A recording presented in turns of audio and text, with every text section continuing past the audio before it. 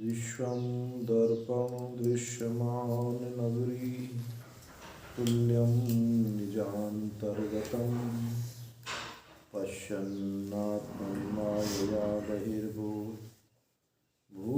यथा निद्रया यसाक्षात् कुरुते प्रबोधसमये स्वात्मानमेवाद्वयम् तस्मै श्रीगुरुमूर्तये नमः इदं श्रीदक्षिणामूर्तये।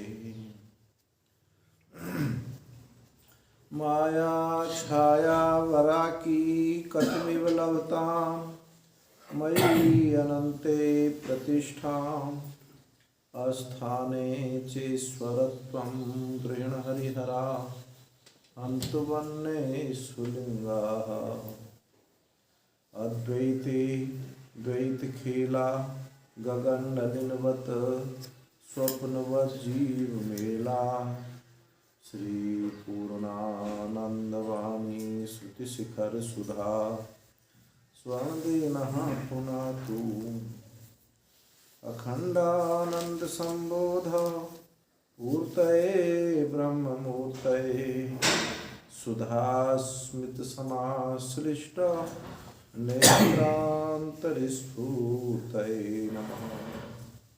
कान्तिशिता प्रशति निन्दितशारदेन्दो यत्रैकतो विलसिता मसिताङ्गशोभा वृन्दावनेऽपि कृतया मुनिगाङ्गसङ्ग राधा मुकुन्दयुगलं तदहं नमामि राधा मुकुन्दयुगलं तदहं नमामि। शङ्करं शङ्कराचार्यं केशवं वादरायणं सूत्रभास्कृतौ वन्दे भगवन्तौ पुनः पुनः। ईश्वरो गुरुरात्मेति मूर्तिभेद विभागिने व्योमवद्व्याप्तदेहाय दक्षिणामूर्तये नमः। ॐ पार्थाय प्रतिबोधितां भगवता नारायणेन स्वयं व्यासेन ग्रथितां पुराणमुनिना मध्ये महाभारतम् अद्वैतामृतवर्षिणीं भगवतीं अष्टादशाध्यायिनीम् अम्ब त्वामनुसन्दधामि भगवद्गीते भवाद्वेषिणी। नमोऽस्तुते व्यासविशालबुद्धे फुल्लारविन्दायतपत्रनेत्र येन त्वया भारततैलपूर्णः प्रज्वालितो ज्ञानमयप्रदीपः। मूकं करोति वाचालं पङ्गुं लङ्घयते गिरिं यत्कृपातमहं वन्दे परमानन्दमाधवम्। 5वें अध्याय में कुछ श्लोक पाठ करें। श्री भगवानुवाच सन्न्यासः कर्मयोगस्य निःश्रेयस्करावुभौ तयोस्तु कर्म सन्न्यासात् कर्मयोगो विशिष्यते। ज्ञेयसन्न्यासी यो न द्वेष्टि न काङ्क्षति निर्द्वन्द्वो हि महाबाहो सुखं बन्धात् प्रमुच्यते। सांख्ययोगौ पृथग्वराः प्रवदन्ति न पण्डिताः एकमाप्यास्तथा सम्यक् उभयोर्विन्दते फलम्। यत् सांख्यै प्राप्यते स्थानं तद् योगैरपि गम्यते। एकं सांख्यं च योगं च यः पश्यति स पश्यति। सन्न्यासस्तु महाबाहो दुःखमाप्तुं मयो गतः यो युक्तो मुनिर्ब्रह्म न चिरेणाधिगच्छति। कल हम लोग तीसरे श्लोक पर विचार किए। गेश नित्य सन्यासी यो न दृष्टि न कांक्षति निर्द्वंदो ही महाबाहु सुखम बंधात प्रमोचते। इस पर विचार किए। अब आगे चौथे श्लोक में हम लोग प्रवेश करते हैं। सांख्य योगौ पृथक बालाः प्रवदन्ति न पंडिताः एकम अपि स्थितः सम्यक उभयोः विद्यते फलम। भगवान कहते हैं कि सांख्य और योग। सांख्य किसको कहा? कर्म संन्यास। कर्म संन्यास को सांख्य कहा। और योग किसको कहा? कर्म योग। तो कर्म संन्यास और कर्म योग पृथक बालाः। बाला किसको बोलते हैं? यहाँ बाला का मतलब आयु से नहीं है कि छोटे बच्चे हैं, वो नहीं। जो बुद्धि से विवेक से छोटे हैं उनको, यानी बच्चे जो हैं, ऐसे बच्चे जो दाढ़ी मूछ होकर के भी लेकिन बच्चे हैं, विवेक जिनका नहीं है, जागृत नहीं है, तो वो जो बालक हैं उनको कहा कि पृथक बालाः प्रवदन्ति न पंडिताः। जो बच्चे हैं वो इनका फल अलग अलग पृथक पृथक करते हैं। यानी योग, कर्मयोग यानी भक्ति और ज्ञान, इनका जो पृथक पृथक फल बताते हैं वो बच्चे हैं, उनको समझ नहीं। न पंडिताः, पंडा जिनकी सद असद विवेक बुद्धि है, उनको उस बुद्धि का नाम है पंडा। और जिनको ये प्राप्त है वो पंडित। पंडित जो है वो पंडित, अब वो जाति विशेष से यहाँ कोई अभिप्राय नहीं है। जिनको सद असद विवेक प्राप्त हो गया है, ऐसी विवेकवती बुद्धि वाले, उनको पंडित कहा। तो पंडित ऐसा नहीं कहते कि भक्ति का फल अलग है और कर्म संन्यास का फल अलग है। एकम अपि अस्थितः। यदि इनमें एक में भी स्थित हो जाए तो सम्यक रूप से यदि एक में भी स्थित हो जाए, एकम अपि अस्थितः सम्यक उभयो विन्दते फलम। उभयो दोनों का फल क्या है? एक फल में वो एक फल उनको प्राप्त हो जाता है। अब भगवान भक्ति का भी वही फल बता रहे हैं और ज्ञान का भी वही फल बता रहे हैं। अब आपस में लड़ते रहो कि नहीं ये तो भक्ति वाले हैं, ये ज्ञान है, इनको भक्ति का फल अलग प्राप्त होगा और ज्ञान का फल अलग है। हम तो अद्वैत अभेद कैवल्य मोक्ष प्राप्त होगा, इनको प्राप्त नहीं होगा। ऐसा नहीं है, बस समझने की बात है, समझने की बात है। यदि आग्रह हम करके बैठ जाएंगे तो ना तो सांख्य कर्म संन्यास वाले को, सन्यासी को वो फल प्राप्त होगा और ना ही कर्मयोगी, यानी कर्मयोग में सब आ सकते हैं, उनको भी वो फल प्राप्त नहीं। क्यों? आग्रह, दुराग्रह, संग्रह, परिग्रह, उपग्रह, प्रतिग्रह, ये जितने सब ग्रह लग जाते हैं ना, तो ग्रह का मतलब ये आपकी गति को रोक देता है। संग्रह, परिग्रह, संग्रह बोलते हैं जानबूझकर के इकट्ठा करना, ईमानदारी से इकट्ठा करना, बेईमानी से इकट्ठा करना, अपना इकट्ठा करना, पराये का इकट्ठा करना, जैसे भी हो एकत्र हो जाए, संग्रह। और परिग्रह इन बाबाओं के पास हो जाता है, ये जानबूझकर तो इकट्ठा नहीं करते, लेकिन जो भी लाता है रखते रहते हैं।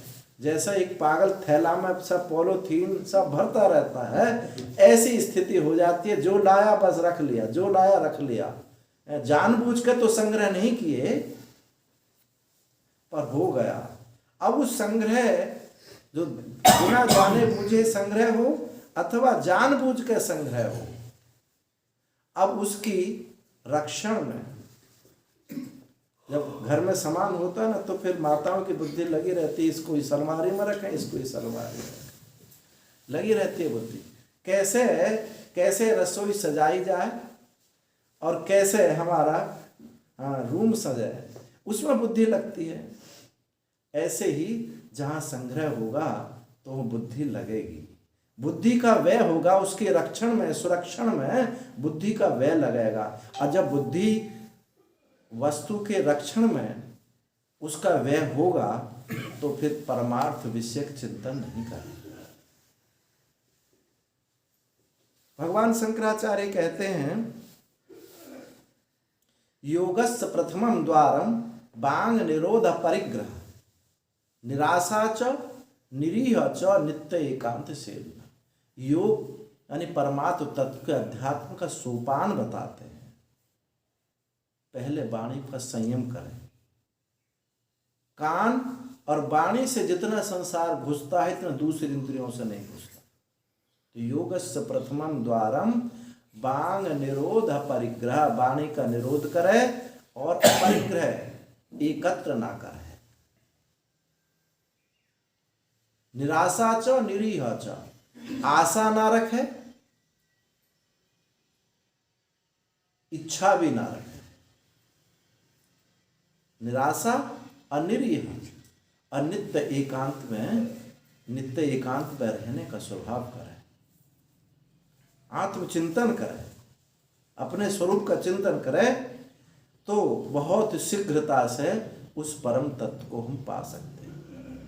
देखो, यदि हम 3 घंटा एकत्र एक जगह नहीं बैठ सकते, एक आसन में चुपचाप नहीं बैठ सकते, अब वो हम उसको साधक तो नहीं मान सकते, वो साधक नहीं होगा। जिसको एकांत में रहने की इच्छा होती है, प्रकृति के साथ रहने की इच्छा होती है, जन संसदी से अलग रहना चाहता है, वो साधक है। और जन संसदी में रहना है, उससे रस लेना है, प्रकृति के साथ तोड़फोड़ करना है, वो साधक नहीं है। वो साधक नहीं, साधक का वेश भले ही हम बना लें लेकिन वो साधक नहीं होगा। तो योग पर चलने के लिए, परमात्मा की प्राप्ति के लिए वाणी का संयम अति आवश्यक है। संग्रह परिग्रह, आवश्यकता से अधिक वस्तु का एकत्र करना ही संग्रह परिग्रह है। और एक बात बताई, संग्रह परिग्रह उपग्रह प्रतिग्रह, बार बार खा रहे हैं। जब बार बार खाते हैं तो मन चंचल हो जाता है। बार बार खाने का नाम उपग्रह है, मन चंचल हो जाता है। वाणी का मन का बहुत गहरा संबंध है, रचना का मन के साथ बहुत गहरा संबंध, काम के साथ भी गहरा संबंध, क्योंकि सभी जल तत्व से बनी हुई, सब में जल तत्व है, रसना भी, काम भी। ये जो वाणी है, सब इंद्रिय तो एक ऑफिस में एक काम होता है, लेकिन यहाँ इस ऑफिस में 2 काम होते हैं। ये सब ऑफिस हैं। ये जो आंखें दिखाई दे रही, आंख नहीं है, ये चक्षु इंद्रिय नहीं है, इनमें बैठी हुई चक्षु इंद्रिय है। ये तो सब ऑफिस हैं, काम कर रहे हैं। इस जीवा में 2 काम होते हैं, एक स्वाद लेती है और ये बोलती है। एक ऑफिस में डबल काम। तो जिसमें डबल काम हो रहा है उसको पहले छोड़ना चाहिए। एक ऑफिस में एक काम तो कोई बात नहीं, चलो एक ही है। यहां तो 2 काम हो रहे हैं। तो संग्रह परिग्रह उपग्रह और प्रतिग्रह, दान लेना, तो ये सारे ग्रह हैं। ये जितने ग्रहण लग जाते हैं ये आपकी अध्यात्म गति को रोक देगा। तो भगवान ने कहा कि ये इन ग्रहों से दूर रहे, एकांत में रहने का जिसका स्वभाव है, परमात्म चिंतन करता है, वो योगी एकांत में योग दिखाई देता, भोगी एकांत में भोग दिखाई देता। जब वो आत्मचिंतन करने लगता है तो परमात्मा की तरफ अभिमुख हो जाता है। भगवान ने कहा कि इस प्रकार से यदि कोई चलता है, चाहे वो कर्म सन्यासी हो और चाहे कर्म योगी हो, दोनों में एक बात अनुस्यूत है। वो क्या है? कर्म फल त्याग। यहां भगवान ना कर्म सन्यास की प्रशंसा करते हैं, ना कर्म योग की प्रशंसा करते हैं, यहां तो कर्म फल त्याग की प्रशंसा करते हैं। यदि दोनों के और भी कुछ भी साधन हो सकता है, सब में कर्म फल त्याग की बात है, तो उसका फल भी एक होगा, अलग अलग फल नहीं हो सकता। तो भगवान ने यह प्रशंसा की कि दोनों सांख्य कर्म संन्यास और कर्म योग, ये इनका फल जिनको समझ नहीं है वही कहते हैं कि नहीं, इनके फल अलग अलग हैं। और भगवान कहते हैं कि जो पंडित हैं, विद्वान हैं, जिनको अनुभव पर्यवसायी हुआ है, वो कभी भी इनका फल अलग नहीं कहते।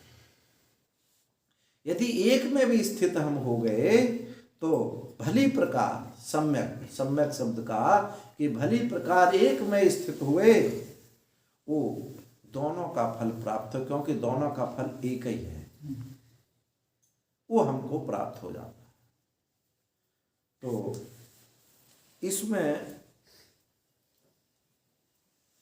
साधन की भिन्नता और फल की एकता, साधन की भिन्नता, फल की एकता का रहस्य क्या है?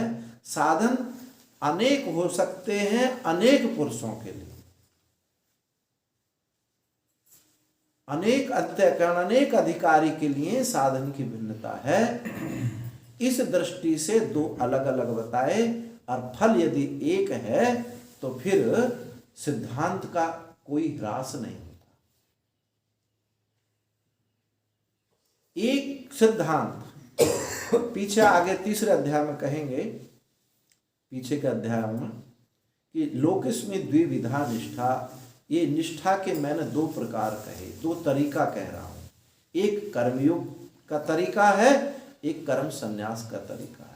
जो जिसमें अधिकारित्व जिसको प्राप्त है, जिसकी योग्यता जिसको प्राप्त है, वो उससे चल करके अपना काम बना सकता है।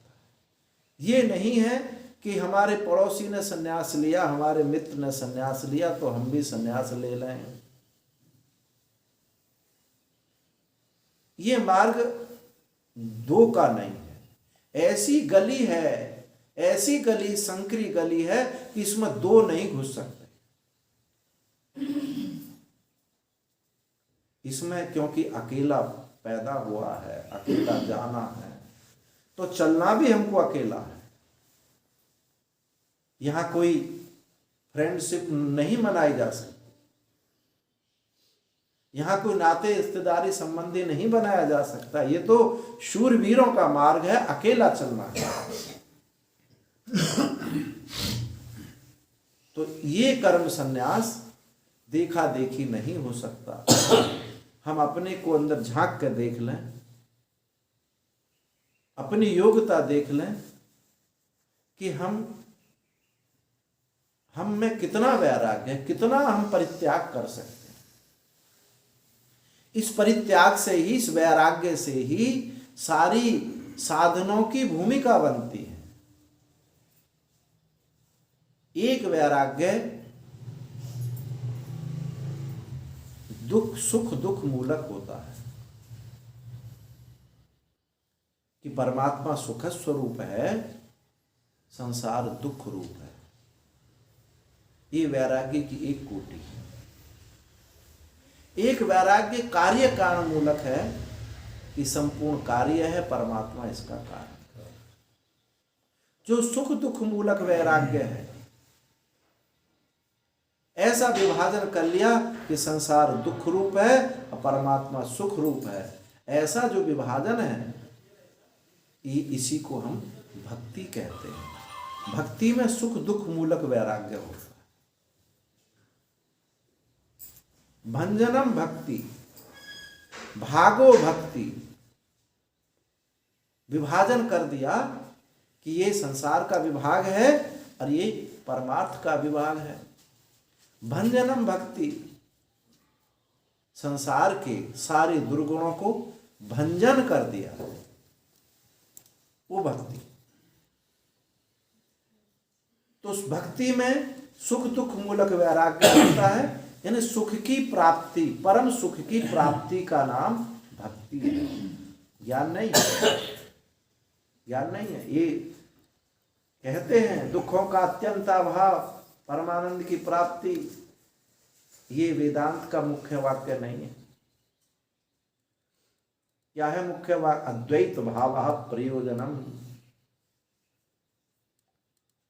जहां जहां श्रुतियों में सुख प्राप्त करने की इच्छा नहीं कही, तद ब्रह्म विजिज्ञासस्व, उस ब्रह्म की विशेष रूप से विजिज्ञासा करो। जिज्ञासा यानी जानने की इच्छा, उस सुख को जानने की इच्छा, उस भूमा को जानने की इच्छा ज्ञान है, और उस सुख को प्राप्त करने की इच्छा भक्ति है। इसीलिए वहां एक कोई इच्छा अवशिष्ट रह जाती है, इसी से ही भिन्नता होती है, भेद भिन्नता होती है। और कार्य कारण मूलक वैराग्य, कार्य कारण मूलक वैराग्य क्या है कि समस्त जगत कार्य है, उसका परमात्मा कारण है। ये भी उत्कृष्टता की बात नहीं है, क्योंकि कार्य को आप सत्य मान रहे हैं, कारण को सत्य मान रहे हैं, कार्य को सत्य मान रहे हैं। कार्य दुख रूप है और कारण सुख रूप है। ये क्या वैराग्य है? ये योग का वैराग्य है। और ब्रह्म सत्यम जगन मिथ्या इत्येवं रूपो विनिश्चयः, ये वेदांत कर रहा है। यानी जगत जो है मिथ्या है, कल्पित है। इस लोक से लेके परलोक जहां जहां दृष्टि गोचर होता दृश्य है, ये सब क्या है? मिथ्या।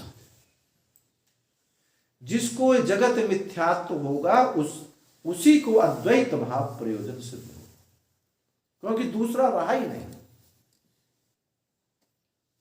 तो वैराग्य की भूमिका से दर्शनों की भूमिका है। यदि एक दर्शन में हम प्रविष्ट हो जाएं और उसमें हमारा आग्रह ना रहे, गलती क्या होती है? हम आग्रह करके बैठ जाते हैं, हम तो योगी हैं, हम सांख्यवादी हैं, आग्रह करके बैठ जाते हैं तो हमारी गति अवरुद्ध हो जाती है। अभी पता है कि आग्रह से गति रुक जाती है।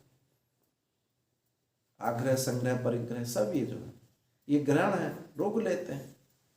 अगर यदि हम किसी भी दर्शन में चलें और आग्रह हमारा ना रहे तो हमको एक दिशा निर्देश होगा, अवश्य दिशा निर्देश होगा, और आगे का रास्ता खुल जाएगा और हमको उसी अद्वैत भाव में, हमारी अद्वैत भाव जो प्रयोजन है उसी में हम प्रविष्ट होंगे। तो सबसे बड़ा आग्रह है जो हमारी गति को रोक देता है। इसी वजह से हम मती हो जाते हैं, पक्षी हो जाते हैं। पक्षी क्या दोनों पंखों से उड़ता, तो पक्षी हो जाते हैं, मनुष्य नहीं रहते, पक्षपात करने लगते हैं, मत वाले हो जाते हैं। अब भगवान कहते हैं इनमें से एक को भी भली प्रकार से, सम्यक शब्द का अर्थ मतलब आप पक्षी नहीं बनते, आप आग्रही वाले नहीं बनते, तो इनका फल एक ही हो जाता है।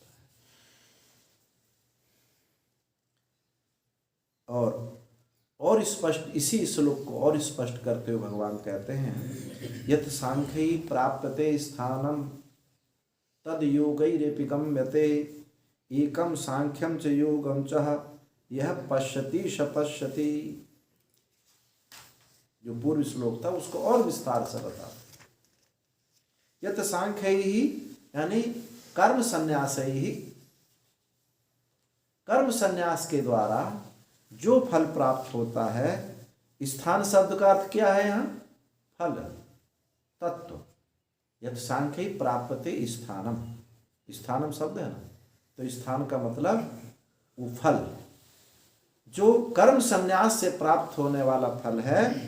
तद योगैरपि गम्यते, वो योग के, कर्म योग के, भक्ति योग के द्वारा भी वही प्राप्त होता है।